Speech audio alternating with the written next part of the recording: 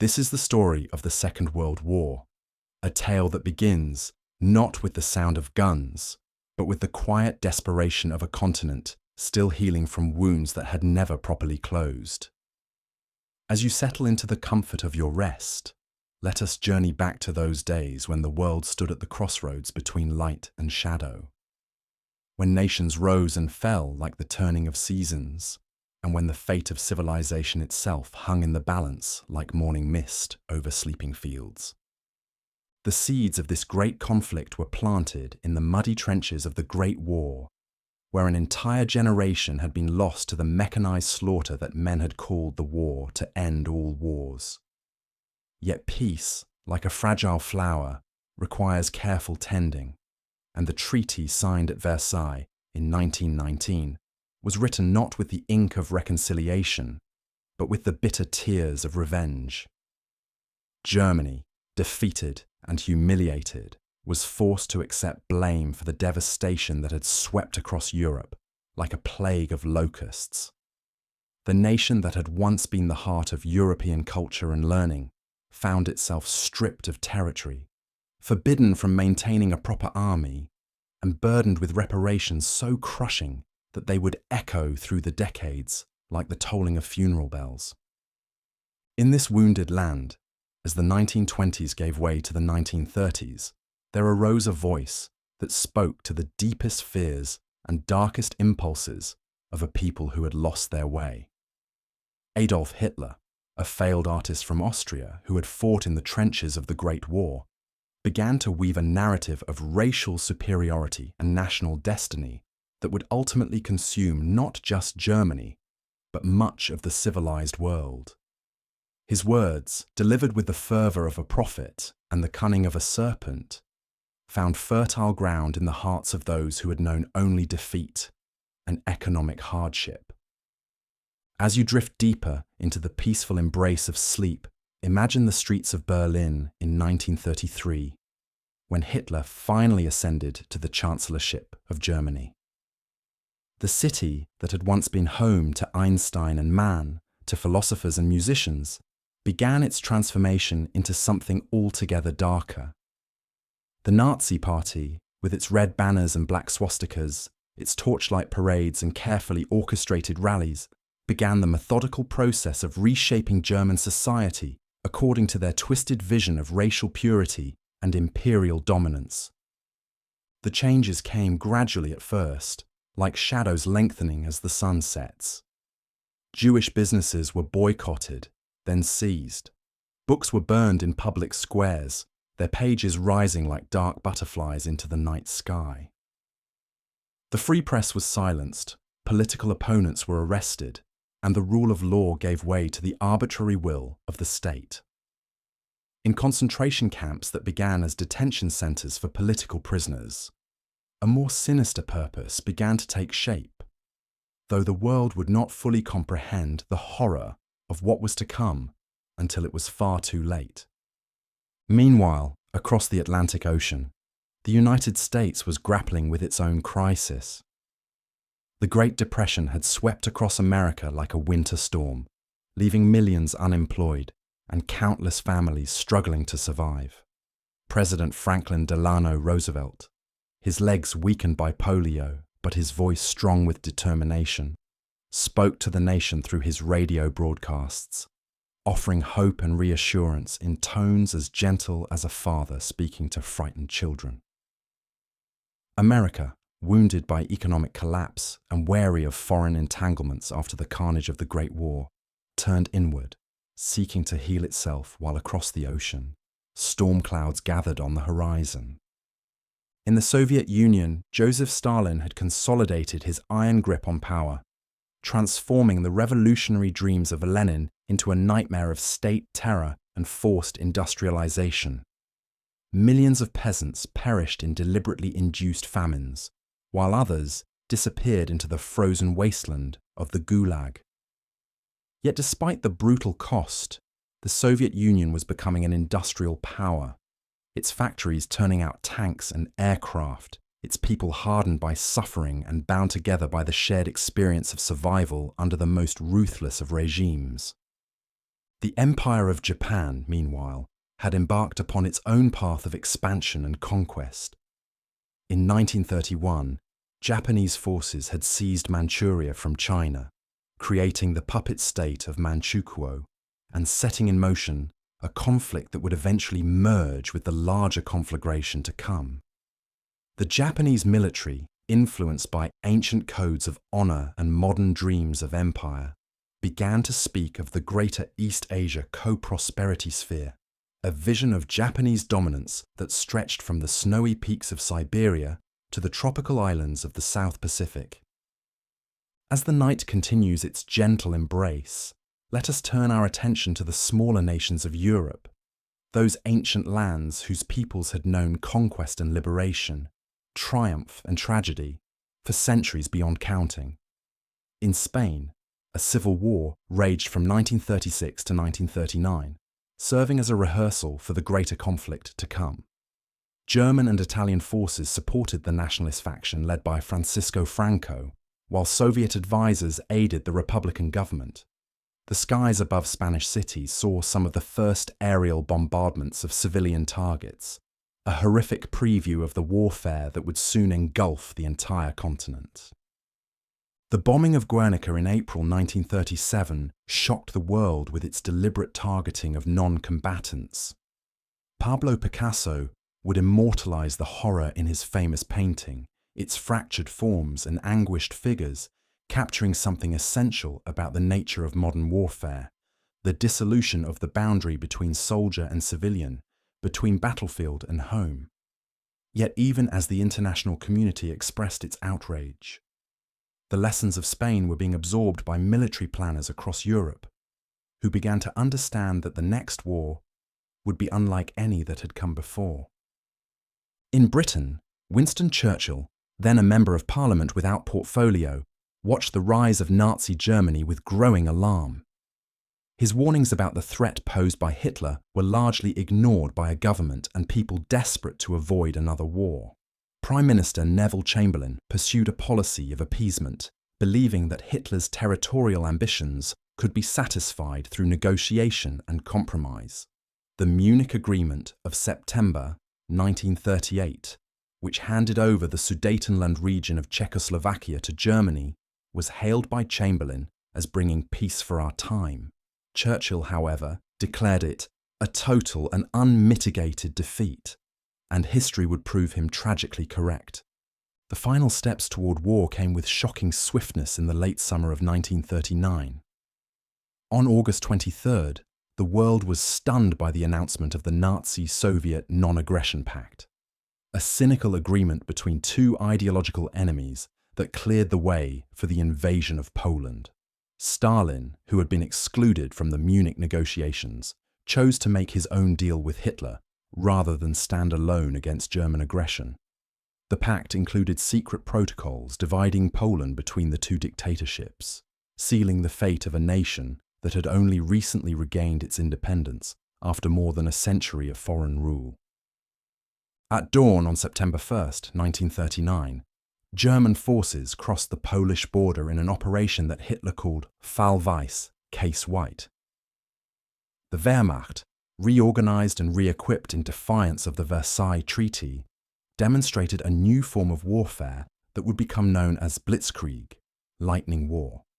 Tanks and motorized infantry, supported by dive-bombing Stukas, punched through Polish defences with unprecedented speed and coordination. The age of static trench warfare seemed to belong to another era entirely. As you rest in the quiet comfort of your bed, picture the Polish cavalry charging German tanks in a gesture that was both heroic and futile, a final echo of an older, more chivalrous form of warfare. The image, though largely mythical, captured something essential about the Polish resistance: brave, determined, but ultimately overwhelmed by forces beyond their capacity to resist. On September 3rd, Britain and France declared war on Germany, though they were unable to provide meaningful assistance to their Polish ally. The phony war that followed saw little actual fighting on the Western Front, as French forces remained safely behind their Maginot Line fortifications and British troops crossed the Channel to take up positions alongside their allies. It was a period of strange calm, as if the world was holding its breath before the storm truly began. The storm broke with savage force in April 1940, when German forces suddenly invaded Denmark and Norway in Operation Weserübung. The Danes, faced with overwhelming odds, surrendered after only a few hours of fighting. The Norwegians, with assistance from British and French expeditionary forces, put up a more determined resistance, but they too were ultimately overwhelmed by German air power and superior coordination. The failure of the Allied intervention in Norway led to the fall of Chamberlain's government and the rise of Winston Churchill as Prime Minister, a development that would prove crucial to the course of the war. On May 10, 1940, the same day Churchill assumed the premiership, German forces launched their offensive against France, Belgium, the Netherlands, and Luxembourg. The strategy, developed by General Erich von Manstein, called for a massive armoured thrust through the Ardennes forest, a region considered impassable by French military planners. While Allied forces rushed north to meet what they believed was the main German attack in Belgium, 7 panzer divisions smashed through the thinly defended Ardennes and raced toward the English Channel. The speed of the German advance was breathtaking. Within days, French resistance had collapsed, and hundreds of thousands of British and French troops found themselves trapped in a shrinking pocket around the port of Dunkirk. Operation Dynamo, the evacuation of these forces, became one of the most remarkable episodes of the entire war. From May 26th to June 4th, a fleet of destroyers, fishing boats, pleasure craft, and anything else that could float ferried 338,000 soldiers across the Channel to safety. Churchill called it a miracle, though he was careful to remind the British people that wars are not won by evacuations. France, the great republic that had stood as a beacon of liberty and equality since 1789, fell with shocking rapidity. Marshal Philippe Pétain, the hero of Verdun in the Great War, signed an armistice with Germany on June 22, 1940, in the same railway car where Germany had surrendered in 1918. The symbolism was deliberate and devastating. France was divided into zones of German occupation and Vichy collaboration, while General Charles de Gaulle, speaking from London over the BBC, called upon his countrymen to continue the fight. Few heard his words at the time, but they would echo through the years of occupation that followed. Britain now stood alone against the Nazi war machine, separated from invasion only by the narrow waters of the English Channel. Hitler, having conquered most of Western Europe in a matter of months, turned his attention to the destruction of British air power as a prelude to Operation Sea Lion, the planned invasion of the British Isles. The Battle of Britain, fought in the skies above southern England during the summer and autumn of 1940, would determine whether the light of freedom would continue to burn in Europe or be extinguished entirely. The Royal Air Force, commanded by Air Chief Marshal Hugh Dowding, faced the Luftwaffe in daily aerial battles that often took place in full view of civilians on the ground below. Young pilots, many barely out of their teens, climbed into their Spitfires and Hurricanes, knowing that each mission might be their last. They came from Britain, but also from Poland, Czechoslovakia, and other conquered nations, united in their determination to stop the Nazi advance. Churchill would immortalize their sacrifice with words that captured the gratitude of a nation. Never in the field of human conflict was so much owed by so many to so few. As the nights grow longer and your rest grows deeper, imagine the sound of air raid sirens echoing across London during the Blitz, which began in earnest on September 7, 1940. For 57 consecutive nights, German bombers dropped their deadly cargo on the British capital, seeking to break the will of the British people through terror and destruction. Yet instead of surrendering, Londoners adapted to their new reality with remarkable resilience. Families slept in underground stations, theatres continued their performances, and life went on with a determination that surprised even the British themselves. The bombing spread to other cities: Coventry, Birmingham, Liverpool, Manchester, each attack designed to cripple British industry and morale. The destruction was immense, with entire neighbourhoods reduced to rubble and thousands of civilians killed. Yet the Luftwaffe failed to achieve its strategic objectives. British aircraft production actually increased during the Blitz, and the resolve of the British people, rather than breaking, seemed to grow stronger with each night of terror. Hitler, frustrated by his inability to force Britain to surrender, began to turn his attention eastward toward the Soviet Union. The Nazi-Soviet pact had always been a marriage of convenience, and Hitler's ultimate goal remained the conquest of Lebensraum, living space, in the East. The attack on the Soviet Union, codenamed Operation Barbarossa, was planned as the largest military operation in history, involving over 3 million Axis troops along a front that stretched from the Baltic to the Black Sea. On June 22, 1941, exactly 1 year after the fall of France, German forces launched their assault on the Soviet Union. Stalin, despite numerous warnings from his own intelligence services and from Winston Churchill himself, was caught completely off guard. The Red Army, decimated by purges in the late 1930s and hampered by outdated tactics and equipment, collapsed in spectacular fashion.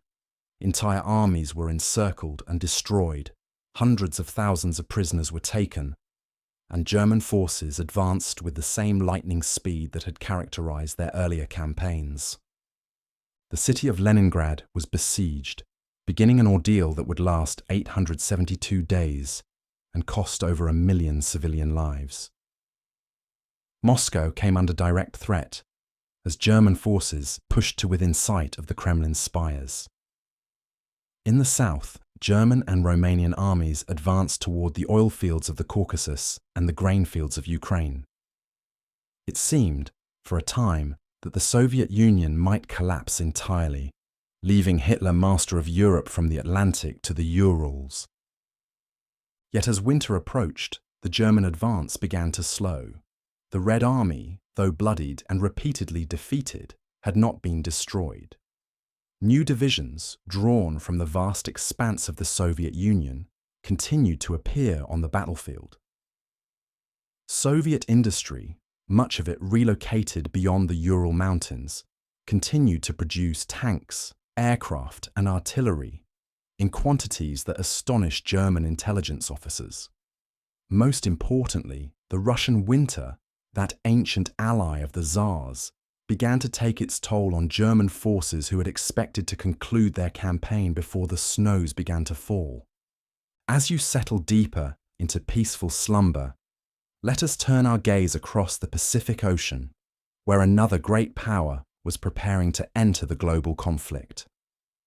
Japan, bogged down in its war with China since 1937, faced a strategic dilemma. American embargoes on oil and steel were slowly strangling the Japanese war machine, while the Soviet Union remained a potential threat in the north. The Japanese leadership, dominated by military officers who believed in the superiority of spirit over material strength, decided upon a desperate gamble, a surprise attack on the United States Pacific Fleet at Pearl Harbor. At dawn, on December 7th, 1941, a date that President Roosevelt would declare would live in infamy, Japanese carrier aircraft swept down upon the American naval base at Pearl Harbor, Hawaii. The attack, brilliantly conceived and flawlessly executed, caught the Americans completely by surprise. Within 2 hours, much of the Pacific Fleet lay in ruins. Over 2,400 Americans were dead, and the United States found itself thrust into a global war for which it was unprepared. The attack on Pearl Harbor accomplished its immediate tactical objectives, but it proved to be a strategic disaster for Japan. The American people, previously divided on the question of entering the war, were united in their determination to exact revenge for what they saw as a treacherous attack. The industrial might of the United States, still the world's largest economy despite the Depression, began to mobilize for total war. Roosevelt spoke to Congress the following day in words that captured the mood of a nation. Yesterday, December 7th, 1941, a date which will live in infamy, the United States of America was suddenly and deliberately attacked by naval and air forces of the Empire of Japan. Within hours, America was at war not only with Japan, but with Germany and Italy as well. For Hitler, in one of his greatest strategic blunders, declared war on the United States in a gesture of solidarity with his Japanese allies. The year 1942 would prove to be the turning point of the war, though this was not apparent to those living through its dark days. German forces resumed their offensive in the Soviet Union, this time focusing on the south and the vital oil fields of the Caucasus.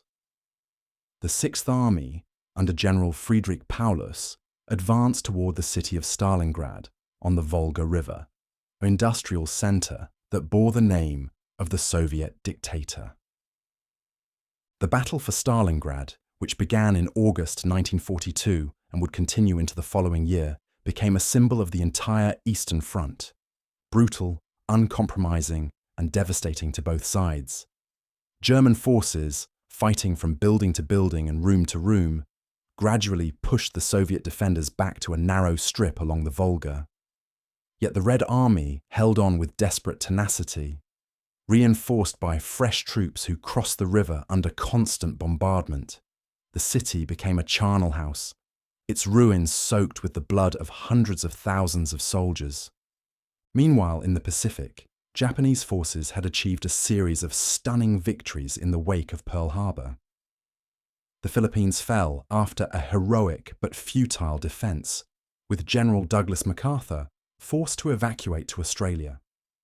The Dutch East Indies, British Malaya, and Burma all fell to Japanese arms.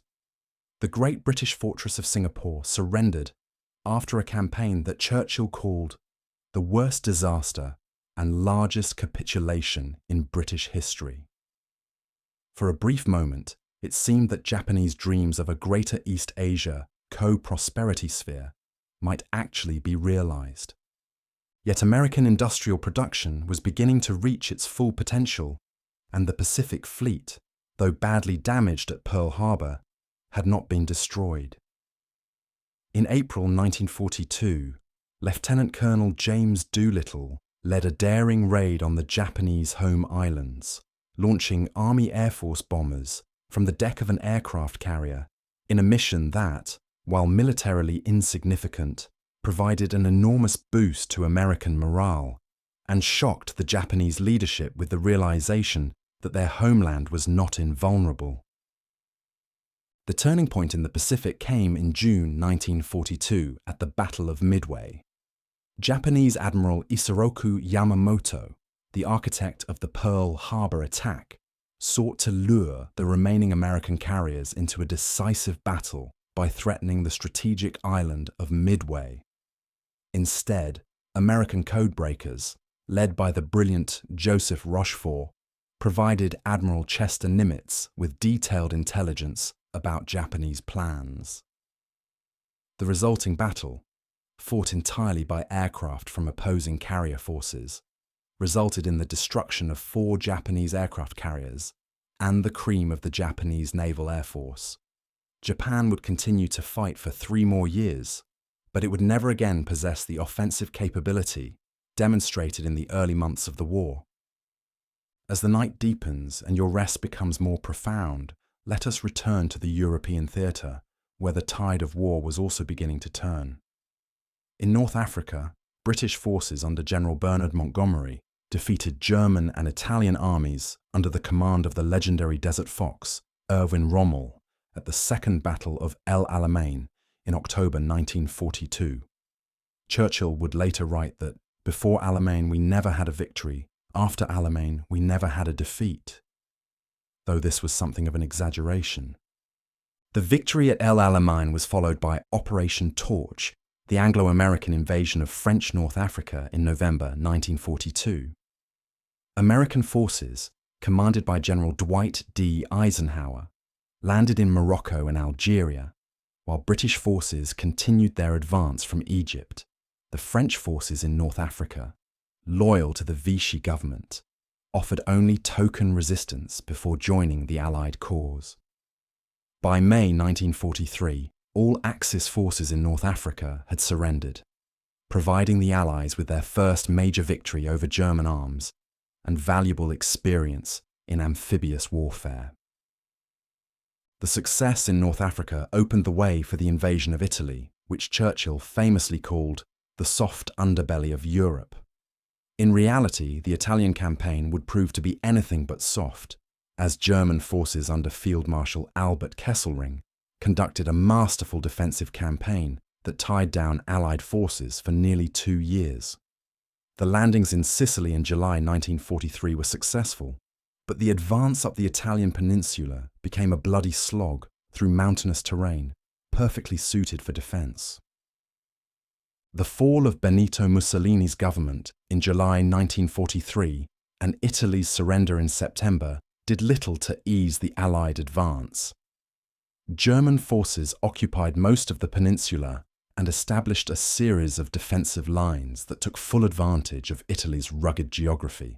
The battles at Monte Cassino, Anzio, and dozens of other forgotten hilltop towns cost thousands of Allied lives for gains measured in miles rather than hundreds of miles.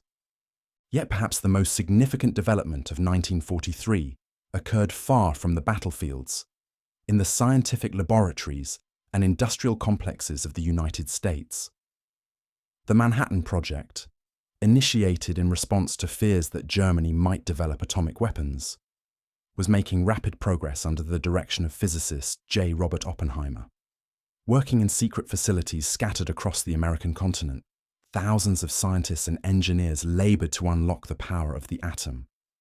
Their work would ultimately produce weapons of unprecedented destructive capability, though their full impact would not be felt until the final days of the war. The year 1943 also witnessed the full horror of Nazi genocide becoming apparent to the outside world. The systematic murder of European Jewry, which had begun with mass shootings on the Eastern Front, had evolved into an industrial process of unprecedented efficiency and brutality.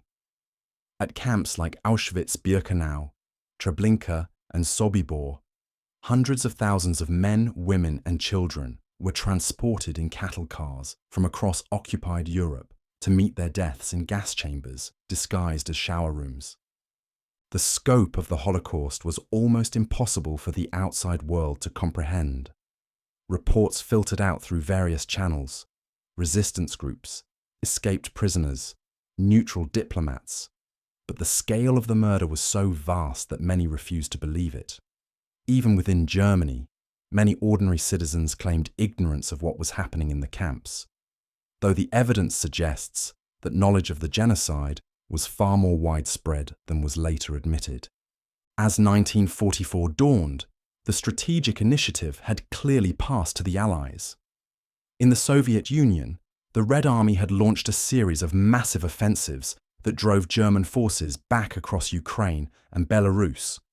The siege of Leningrad was finally lifted after 872 days, and Soviet forces began their advance toward the pre-war borders of the USSR.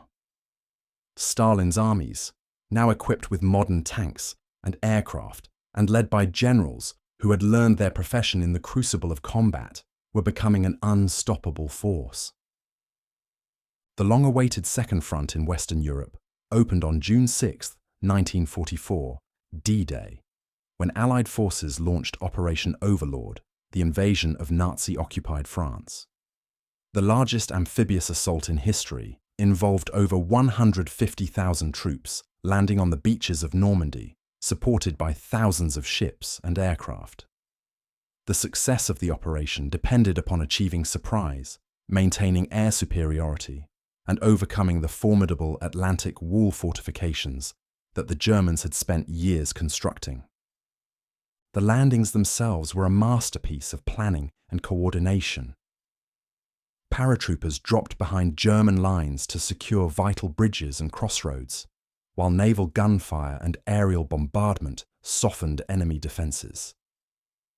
On beaches codenamed Utah, Omaha, Gold, Juno, and Sword, American, British, and Canadian forces fought their way ashore against determined German resistance. At Omaha Beach, American forces faced their most difficult test, suffering heavy casualties as they struggled to cross the killing ground between the water's edge and the bluffs beyond. Yet by nightfall on June 6th, all 5 beachheads had been secured, and over 150,000 Allied troops were ashore in France. The German response was hampered by confusion at the highest levels. Hitler, convinced that the Normandy landings were a feint designed to draw attention away from the real invasion at Pas-de-Calais, refused to release his armoured reserves until it was too late.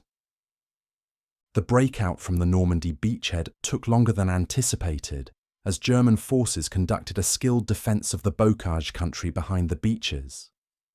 The ancient hedgerows of Normandy, grown thick over centuries, provided natural fortifications that German defenders used to maximum advantage. Progress was measured in yards rather than miles, and casualties mounted steadily as Allied forces slowly expanded their foothold. The breakthrough finally came in late July with Operation Cobra, a massive aerial bombardment followed by an armoured thrust that shattered German defences. American forces, now commanded by the aggressive General George S. Patton, raced across France with the same speed that German panzers had demonstrated 4 years earlier. Paris was liberated on August 25, 1944, and by September, Allied forces were approaching the German border. As autumn settles over your peaceful rest, imagine the joy of French civilians as they welcomed their liberators after 4 years of occupation. The scenes in Paris were particularly moving, as General de Gaulle, who had maintained the flame of French resistance from London, led a triumphant march down the Champs-Élysées.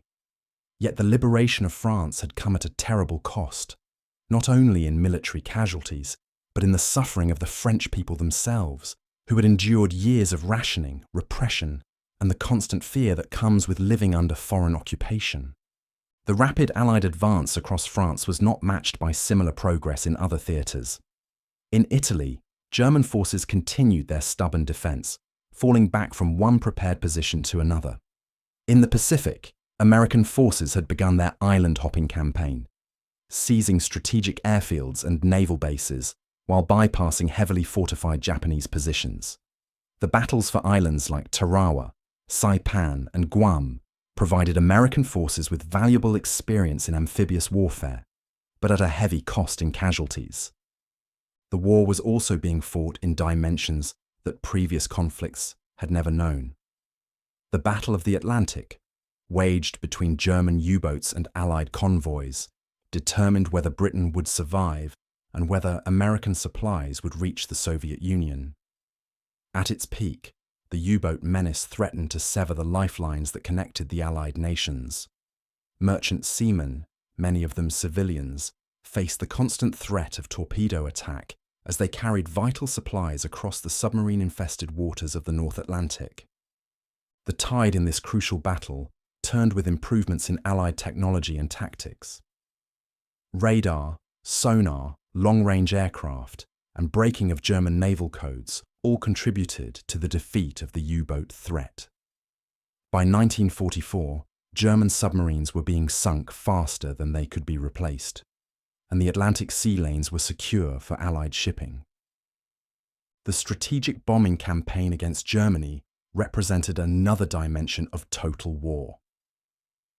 Beginning in 1942, British and American bombers carried the war directly to the German homeland, targeting industrial centres, transportation networks, and eventually, entire cities.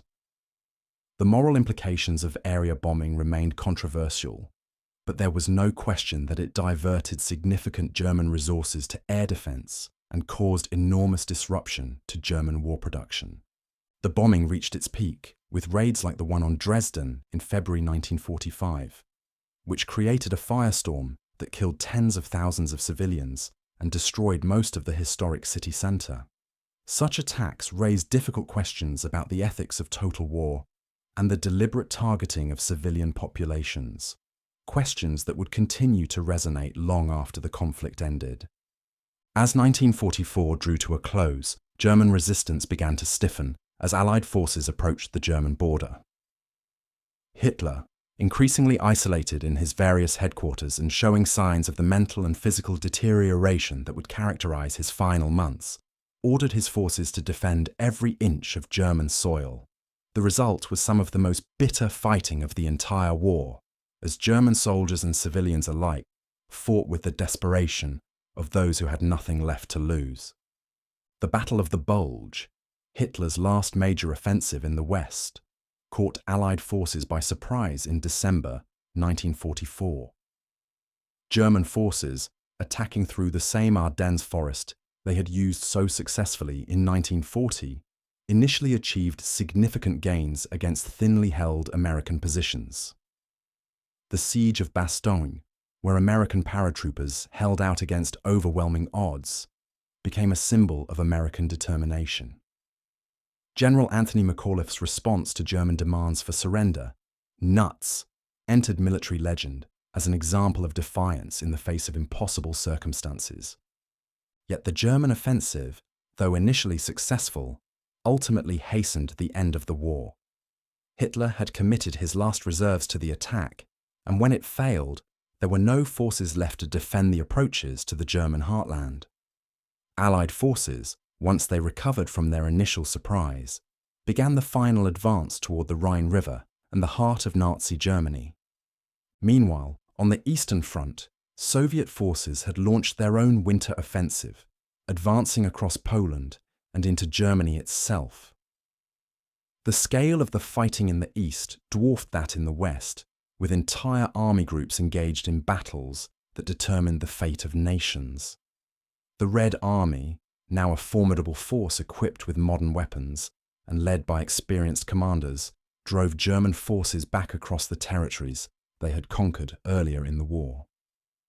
The liberation of the Nazi concentration camps by Allied forces in 1945 revealed the full horror of the Holocaust to a world that had difficulty comprehending the scope of Nazi criminality. British forces liberating Bergen-Belsen, American troops entering Dachau and Buchenwald, and Soviet soldiers discovering Auschwitz found scenes of such systematic brutality that they challenged the very notion of human civilization. The skeletal survivors, the mass graves, the gas chambers disguised as shower rooms, all provided evidence of genocide on a scale that had never before been witnessed in human history. The discovery of the death camps hardened Allied resolve to see the war through to total victory. There could be no negotiated peace with a regime capable of such systematic evil, no compromise with an ideology that had reduced murder to an industrial process. The war would continue until Nazi Germany was completely destroyed and its leadership brought to justice. As spring came to Europe in 1945, the end was clearly approaching. Allied forces crossed the Rhine in March, and German resistance began to collapse. Cities that had stood for centuries fell in days or hours, their defenders either dead, captured, or fled. The German army, once the most feared military force in the world, disintegrated as units surrendered en masse or simply melted away into the chaos of defeat. In the Pacific, American forces were preparing for Operation Downfall, the planned invasion of the Japanese home islands. The battles for Iwo Jima and Okinawa had given American planners a glimpse of what such an invasion might cost. Japanese resistance on these islands had been fanatical, with soldiers and civilians alike choosing death over surrender. The kamikaze attacks against American ships had reached a crescendo of desperate fury, with pilots deliberately crashing their aircraft into Allied vessels in a final attempt to stave off defeat. The prospect of invading Japan, with its mountainous terrain and population indoctrinated to resist to the death, filled American leaders with dread. Casualties were projected in the hundreds of thousands, perhaps millions, when Japanese civilian casualties were included. It was against this background that President Harry S. Truman, who had assumed the presidency upon Roosevelt's death in April 1945, made the decision to use the atomic bomb. As you rest in the deepening quiet of night, consider the weight of that decision. The Manhattan Project had successfully tested its first atomic device in the New Mexico desert on July 16, 1945. The explosion, equivalent to 20,000 tons of TNT, had created a flash of light visible for hundreds of miles and a mushroom cloud that rose to the edge of space. Oppenheimer, witnessing the test, recalled lines from the Hindu scripture, the Bhagavad Gita. "Now I am become death, destroyer of worlds." The decision to use this terrible new weapon against Japan was not made lightly.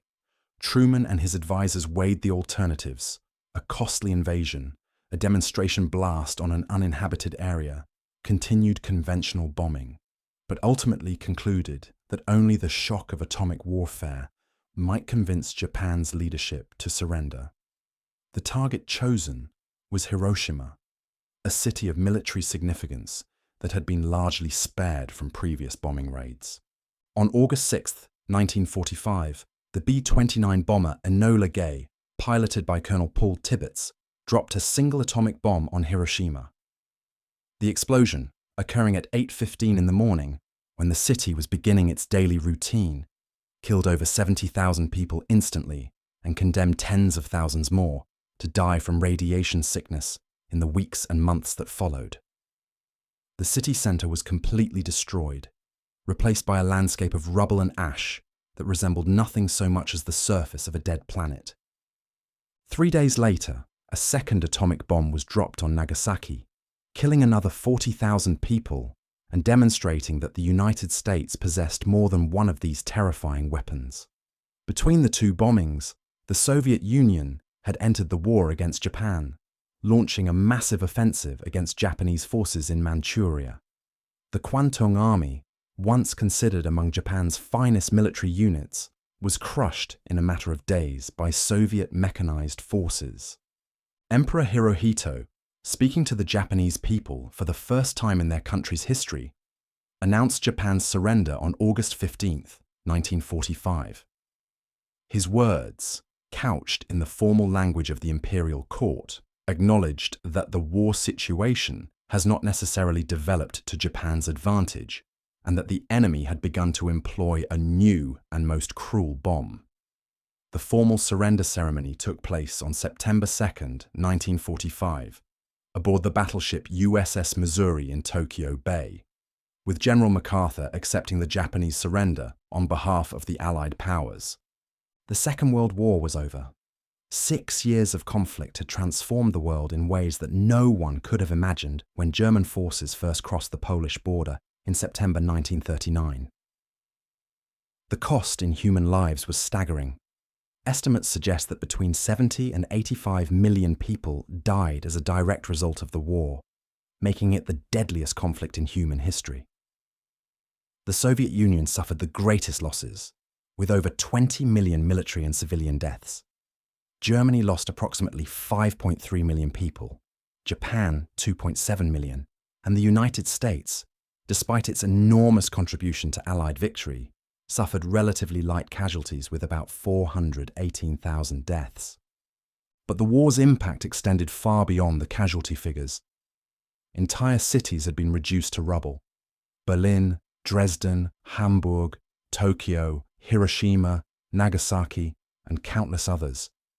The political map of Europe was redrawn, with the Soviet Union emerging as a superpower, dominating Eastern Europe, while the United States assumed global leadership in the West. The British Empire, though on the winning side, was fatally weakened by the cost of victory and would soon begin its final dissolution. The revelation of the Holocaust had shaken humanity's faith in progress and civilization. The systematic murder of 6 million Jews, along with Roma, disabled individuals, political prisoners, and others deemed undesirable by Nazi ideology, demonstrated that modern technology and bureaucratic efficiency could be turned to the most evil of purposes. the world would struggle to comprehend how a nation that had produced Beethoven and Goethe, Kant and Einstein could have descended into such barbarity. The atomic bomb had introduced a new dimension to warfare that would haunt the remainder of the 20th century and beyond. The destruction of Hiroshima and Nagasaki demonstrated that humanity now possessed the power to destroy civilization itself, a responsibility that would weigh heavily on the leaders of the emerging superpowers. The nuclear age had begun, bringing with it both the promise of unlimited energy and the spectre of global annihilation. As you drift deeper into the peaceful embrace of sleep, let us consider the individuals whose names became synonymous with this great conflict. Winston Churchill, the British bulldog whose words had rallied a nation in its darkest hour, emerged as one of history's great wartime leaders.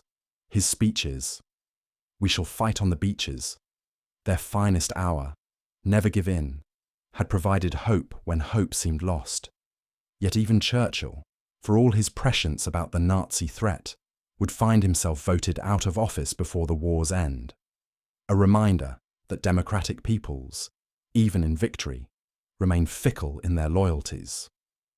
Franklin Roosevelt, who had led America from the depths of depression to global victory, died just months before the war's end, his body worn out by the enormous burdens of leadership. His vision of a world organization that would prevent future wars would be realized in the United Nations, though that body would prove less effective than its founders had hoped. Roosevelt's legacy lived on in the international system he had helped create, one dominated by American power but tempered by American ideals of democracy and human rights.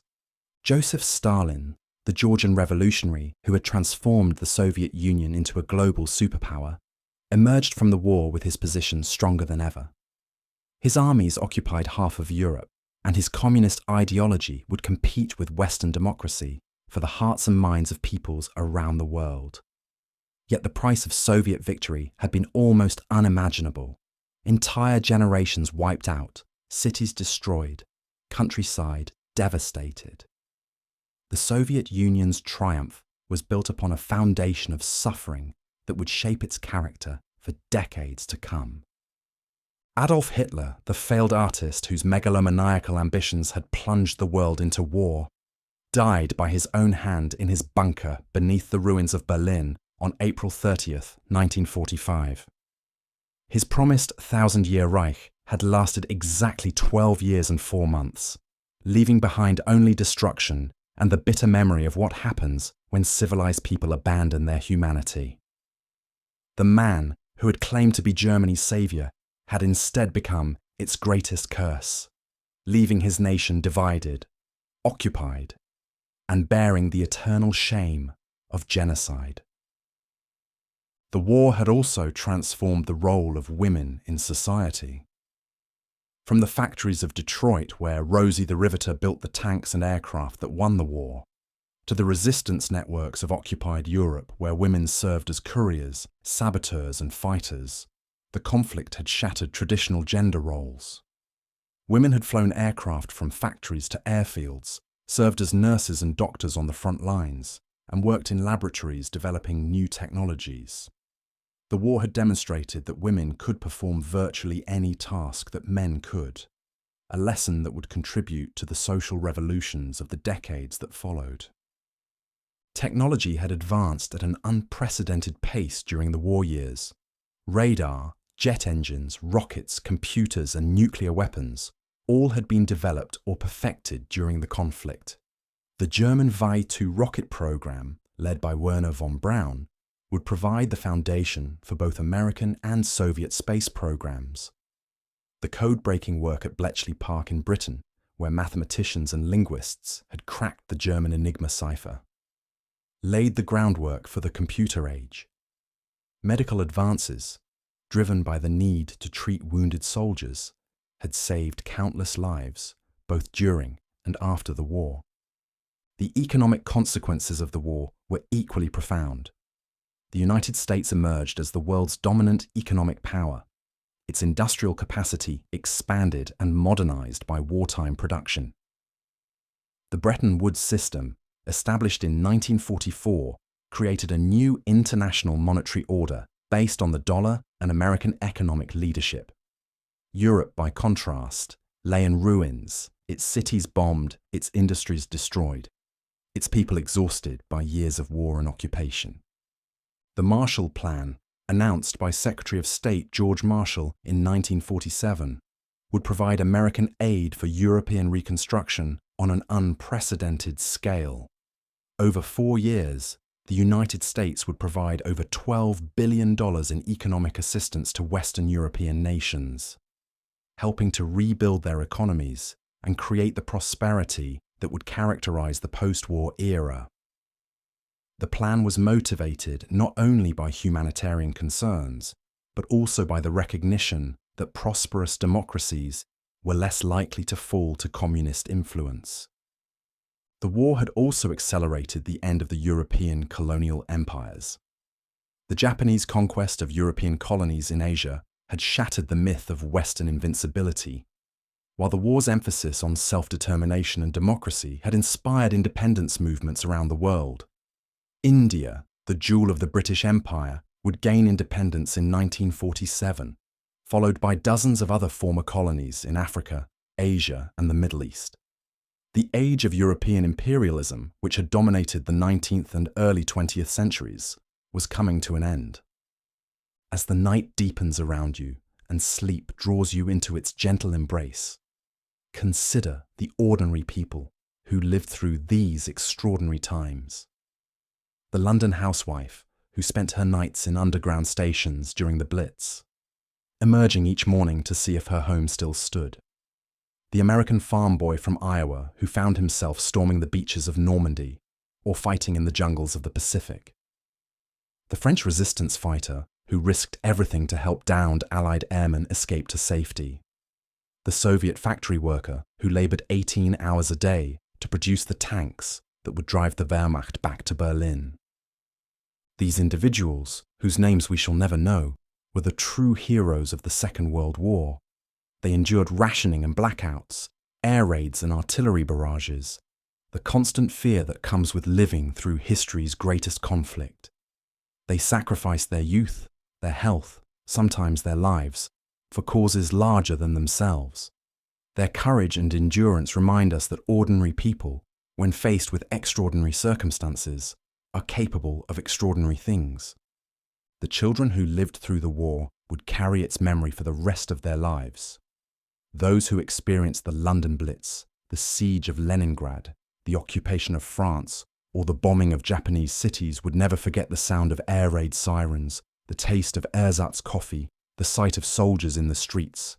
Many would struggle with what we now recognize as post-traumatic stress, though such terms were unknown at the time. Others would be inspired by what they had witnessed to dedicate their lives to ensuring that such a conflict never happened again. The survivors of the Holocaust faced perhaps the greatest challenge of all: how to rebuild their lives after experiencing the systematic attempt to destroy their people. Many had lost their entire families, their communities, their faith in humanity itself. Some emigrated to Palestine, helping to establish the State of Israel in 1948. Others scattered across the globe, carrying with them the memory of what had been lost and the determination to ensure that it would never be forgotten. The Nuremberg trials, which began in November 1945, represented an attempt to bring some measure of justice to those responsible for the war's horrors. For the first time in history, the leaders of a defeated nation were held accountable not just for starting a war, but for crimes against humanity and genocide. The principle that following orders was not a defense for committing atrocities became established in international law, setting a precedent that would influence human rights jurisprudence for decades to come. Yet justice, however necessary, could not undo the damage that had been done. The dead could not be brought back to life. The destroyed cities could not be instantly rebuilt. The trauma of war could not be easily erased from memory. The world had been forever changed by 6 years of total war, and the process of healing would take generations. The Cold War, which began almost before the shooting had stopped in World War II, represented in many ways a continuation of the global struggle that had begun in 1939. The alliance between the Western democracies and the Soviet Union, forged in the crucible of war against Nazi Germany, quickly dissolved as former allies became adversaries. The division of Germany, the Berlin blockade, the formation of NATO and the Warsaw Pact, all reflected the new reality of a world divided between competing ideologies. The nuclear weapons that had ended the war in the Pacific became the defining feature of the Cold War era. The United States' monopoly on atomic weapons lasted only until 1949, when the Soviet Union successfully tested its own nuclear device. The arms race that followed would consume enormous resources and create the constant threat of global annihilation that characterized the remainder of the 20th century. As your rest deepens and the quiet of night embraces you more fully, reflect upon the profound changes that the Second World War brought to human civilization. The conflict had demonstrated both the worst and the best of which humanity was capable. The Holocaust, the deliberate targeting of civilians, the use of atomic weapons, all revealed the depths to which civilized nations could sink when consumed by hatred and the lust for power. Yet the war had also shown humanity at its finest. The courage of those who resisted tyranny, the sacrifice of those who gave their lives for freedom, the compassion of those who helped the helpless. These, too, were part of the war's legacy. The Allied victory had preserved democratic values and human rights at a time when they seemed destined for extinction. The international institutions created after the war, however imperfect, represented humanity's attempt to prevent such a catastrophe from happening again. The technological advances of the war years would shape the decades that followed. Nuclear power would provide clean energy while creating new dangers. Computers would revolutionize communication and commerce. Jet aircraft would shrink the world by making rapid long-distance travel possible. Medical advances would extend human life and reduce suffering. The space program, built on rocket technology developed during the war, would ultimately take humanity to the moon and beyond. The social changes unleashed by the war were equally profound. The civil rights movement in America was fueled in part by the contradiction between fighting a war for democracy abroad while denying basic rights to African Americans at home.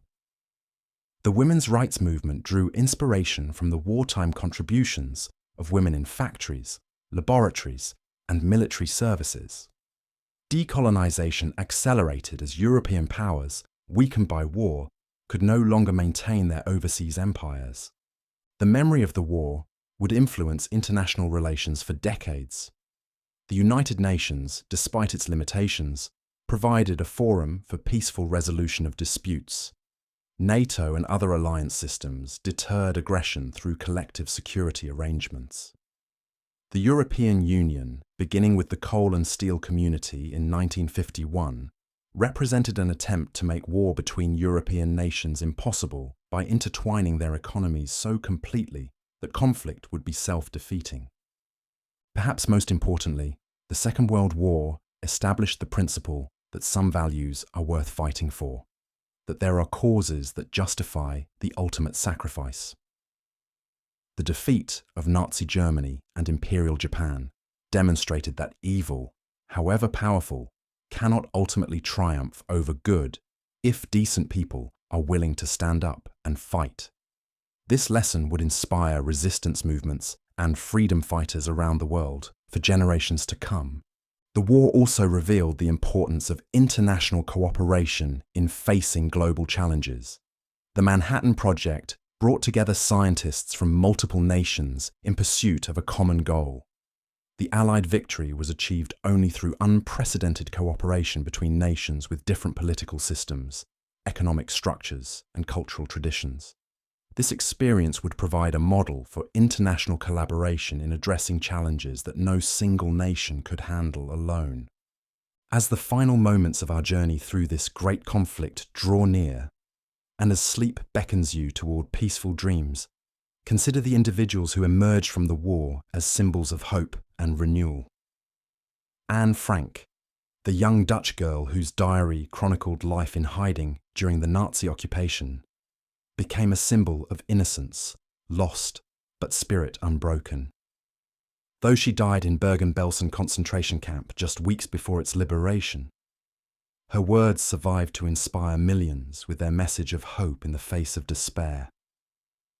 Oskar Schindler, the German industrialist who saved over 1,000 Jews by employing them in his factories, demonstrated that even in the darkest times, individuals could choose to act with courage and compassion. Raoul Wallenberg, the Swedish diplomat who issued protective passports to Hungarian Jews, showed that neutrality need not mean indifference to suffering. These and countless others proved that even in wartime, human decency could survive and flourish. The Second World War ended not with a whimper, but with celebrations that echoed around the world. VE Day, May 8, 1945, saw millions of people pour into the streets of London, New York, Paris, and Moscow to celebrate the end of the war in Europe. VJ Day, August 15, 1945, brought similar scenes of jubilation as news of Japan's surrender spread around the globe. Yet even in celebration, there was an undertone of sadness for all that had been lost and uncertainty about what the future might bring. The veterans who returned home from the battlefields of Europe, Africa, Asia, and the Pacific brought with them memories that would last a lifetime. Many struggled to readjust to civilian life after years of combat. Others threw themselves into building the peaceful world for which they had fought. The GY Bill in America provided education and housing benefits that helped create the prosperous middle class of the post-war era. Similar programs in other Allied nations helped veterans transition back to civilian life and contributed to the economic boom of the 1950s and 1960s. The war memorials that were erected in cities and towns around the world served as reminders of the price of freedom. The names carved in stone, often heartbreakingly young ages, told the story of a generation that had given everything for the cause of liberty. The tomb of the unknown soldier, the beaches of Normandy, Pearl Harbor, Hiroshima Peace, Memorial Park, these and countless other sites became places of pilgrimage where people could come to remember and reflect. The literature, films, and art that emerged from the war experience helped subsequent generations understand what their parents and grandparents had endured. From Norman Mailer's The Naked and the Dead to Joseph Heller's Catch-22, from The Best Years of Our Lives to Saving Private Ryan, creative artists struggled to capture the reality of a conflict that had touched every aspect of human experience. These works ensured that the memory of the war would be preserved long after the last veteran had passed away. The Cold War that followed represented both a continuation and a transformation of the wartime alliance. The United States and Soviet Union, which had cooperated so effectively against Nazi Germany, found themselves locked in a decades-long struggle for global influence. The nuclear weapons that had ended World War II became the defining feature of this new conflict, creating a balance of terror that paradoxically helped prevent another world war. The divided city of Berlin became a symbol of this new conflict. The city that had once been the capital of Nazi Germany was now split between East and West, communist and capitalist, totalitarian and democratic. The Berlin Wall, erected in 1961, would stand for 28 years as a concrete reminder of the divisions that the war had helped create. Yet even as the Cold War created new tensions, the memory of World War II served as a restraining influence. The leaders who had lived through the global conflict understood its terrible cost and were determined to avoid another such catastrophe. The doctrine of mutually assured destruction, however terrifying, helped prevent the nuclear war that many thought inevitable in the early years of the atomic age. The decolonization that followed the war created dozens of new nations, each struggling to find its place in a world dominated by the superpowers. Many of these new countries became battlegrounds in the Cold War, as the United States and Soviet Union competed for influence through proxy conflicts. The lessons of World War II, the importance of self-determination, the dangers of appeasement, the need for collective security, influenced how these conflicts were fought and resolved. The European integration that began with the coal and steel community represented perhaps the most hopeful legacy of the Second World War. The idea that the nations that had fought each other so bitterly could unite in pursuit of common goals seemed impossible in 1945. Yet within a decade, it had become reality. The European Union, for all its problems and limitations, stands as proof that ancient enemies can become partners and that war between developed democracies is not inevitable. As you rest in the deepening quiet, let the gentle rhythm of your breathing carry you back to the present moment, to the peace and security that previous generations fought so hard to achieve. The world they created was not perfect. No human institution ever is. But it was a world where democracy could flourish, where human rights were increasingly recognized and protected, where international law provided some constraint on the behavior of nations. The greatest legacy of the Second World War may be the recognition that freedom is not free, that democracy requires constant vigilance, and that the price of liberty is eternal vigilance. The men and women who fought in that great conflict understood that some things are worth dying for: the right to speak freely, to worship according to one's conscience, to live without fear of arbitrary arrest, to raise one's children in peace and security. Their sacrifice ensured that these values would survive and spread around the world. The Universal Declaration of Human Rights, adopted by the United Nations in 1948, reflected the hard-won wisdom that emerged from 6 years of global conflict. The rights it proclaimed to life, liberty, and security of person, to freedom from torture and slavery, to freedom of thought, conscience, and religion, were written in the blood of those who had died fighting fascism and militarism. The economic prosperity that followed the war in the developed world was built upon the foundation of peace and stability that victory had made possible. The technological advances of the war years, computers, jet engines, nuclear power, medical breakthroughs, were turned to peaceful purposes, creating new industries and improving the quality of life for millions of people. Yet perhaps the most important legacy of the Second World War was the simple recognition that human beings, regardless of race, religion, or nationality, possess inherent dignity and worth. The Holocaust had shown what happens when this principle is abandoned. The Allied victory had affirmed it. The civil rights movements that followed the war, the decolonization of Africa and Asia, the gradual expansion of human rights around the world, all drew inspiration from the ideals for which the war had been fought. The children and grandchildren of those who fought in World War II inherited a world that, while far from perfect, was infinitely better than the one that might have emerged from an Axis victory. They grew up in societies where democratic values were cherished and protected, where education was widely available, where science and technology were advancing rapidly, where international cooperation was possible even in the midst of ideological conflict. The institutions created in the aftermath of the war, the United Nations, NATO, the European Union, the World Bank, the International Monetary Fund, however imperfect, provided frameworks for international cooperation that had never before existed. The principle of collective security, though often honored more in the breach than in the observance, at least established the ideal that aggression should be met with collective resistance.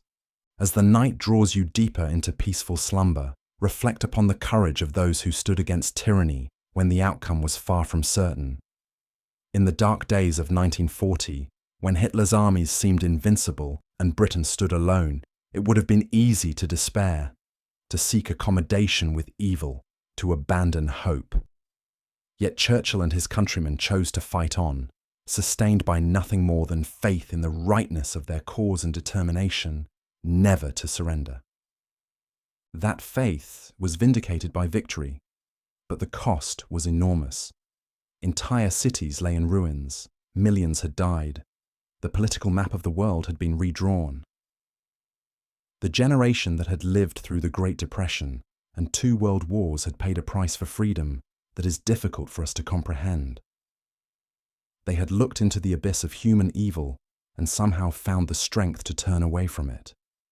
Their example reminds us that history is not inevitable, that the arc of the moral universe does not bend toward justice automatically, but only through the conscious choices of men and women who decide to stand up for what is right. The Second World War was won not by grand strategies or superior technology alone, but by millions of individual acts of courage, sacrifice, and determination. In the quiet darkness of this peaceful night, as you drift toward dreams untroubled by the sound of air raid sirens or the thunder of artillery, remember those who made such peace possible. They sleep now in cemeteries scattered across the globe, in Normandy and North Africa, in the Philippines and on Pacific islands, whose names most have forgotten, in unmarked graves in Eastern Europe and in the depths of the ocean. They died young, most of them, before they had a chance to marry, to raise families, to see their children grow up in the world they had helped to create. They gave what Lincoln called the last full measure of devotion, so that government of the people, by the people, and for the people should not perish from the earth. Their sacrifice was not in vain. The democratic ideals for which they fought have spread to every continent. The United Nations, however imperfect, provides a forum where disputes can be resolved peacefully. The European Union has made war between its members unthinkable. The global economy, for all its inequalities and instabilities, has lifted more people out of poverty than any system in human history. Yet the vigilance they purchased with their blood must be maintained by each succeeding generation. Democracy is not a gift that, once given, need never be renewed. Freedom is not a possession that, once acquired, can never be lost. The temptations that led to fascism and militarism in the 1930s, nationalism, racism, the cult of the strongman, the appeal to violence, remain part of the human condition. Each generation must choose anew whether to embrace the values for which the Second World War was fought or to turn away from them. The choice is never easy, for democracy is messy and imperfect, requiring compromise and patience. The alternatives, authoritarianism, militarism, the worship of state power, often seem more efficient, more decisive, more satisfying to those who crave simple answers to complex problems. Yet the lesson of the Second World War is clear. These alternatives lead ultimately to destruction, not just of one's enemies, but of oneself. Nazi Germany, which promised to last 1,000 years, collapsed in ruins after barely more than a decade. Imperial Japan, which sought to dominate Asia, found itself occupied and transformed. The Soviet Union, which emerged from the war as a superpower, ultimately could not sustain a system based on coercion and lies. Democracy, for all its flaws, has proven more durable because it is based on the recognition of human dignity and the consent of the governed. The institutions created after World War II, however imperfect, however slow to act, have helped prevent another global catastrophe. The international law that emerged from the Nuremberg trials has established principles that, while often violated, at least provide standards by which to judge the behavior of nations. As sleep finally claims you and carries you away from the tumult of history into the realm of dreams, take with you the knowledge that you are the inheritor of their sacrifice, the beneficiary of their courage, the guardian of their legacy. The freedoms you enjoy, the prosperity you share, the peace in which you rest, all are gifts from those who came before, paid for with a currency that can never be repaid. In your dreams, perhaps you will see them as they were, young men and women full of hope and fear, love and determination, facing an uncertain future with nothing but their faith in the rightness of their cause. They fought not just against fascism and militarism, but for the idea that all human beings possess inherent worth, that justice is possible, that a better world can be built from the ashes of the old. They won that war, those brave souls who sleep forever young in cemeteries around the world. They won it not just on the battlefields of Europe and the Pacific, but in the hearts and minds of people everywhere, who refuse to surrender to despair, who choose hope over fear, who believe that tomorrow can be better than today. Their victory is complete only when each new generation chooses to honor their memory by defending the values for which they died. In your peaceful sleep, in your untroubled dreams, you are proof of their triumph. You are the future they fought to secure, the hope they died to preserve, the peace they gave their lives to achieve. Sleep well, inheritor of their legacy. Sleep well, guardian of their memory. Sleep well in the peace they won for you at such terrible cost. And when you wake, remember them, honor them, and carry forward the torch of freedom they passed to you across the years. The Second World War is over, but its lessons remain. The peace is won, but it must be preserved. The future is secure, but only so long as good people stand ready to defend it. In your rest, you join the long sleep of history, where all the brave and good find peace at last, their duty done, their sacrifice complete, their legacy secure in the hands of those who follow after. Rest now as they rest. Dream now as they dreamed.